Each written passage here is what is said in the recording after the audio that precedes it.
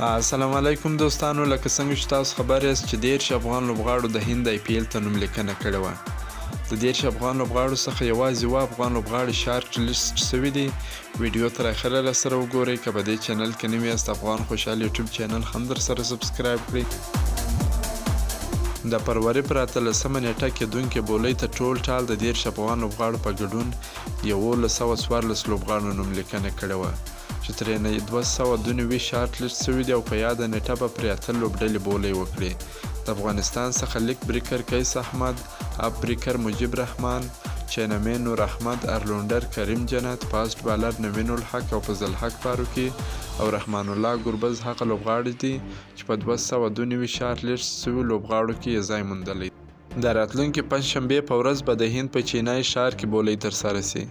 قیس احمد په 60 لکه هندۍ کالدارو، مجیب رحمان په 1.5 لکه هندۍ کالدارو، نوین الحق په 50 لکه هندۍ کالدارو، نور احمد په 60 لکه هندۍ کالدارو، ګربز په 50 لکه هندۍ کالدارو، کریم جنت هم په 50 لکه هندۍ کالدارو، فضل حق فاروقي په 40 لکه هندۍ کالدارو.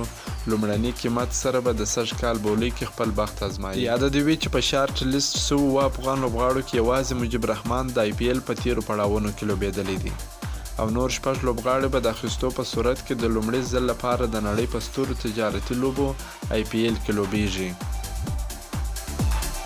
دا و د هغه 7 افغان لوبغاړو په اړه معلومات چې د IPL بولۍ ته وړاندې کیږي. که مو دا معلومات خوښ شوي، ویډیو درسره لایک کړئ. که په دې چینل کې نوي یاست، د چینل هم درسره سبسکرایب کړئ. تر بلې ویډیو پورې د الله په امان.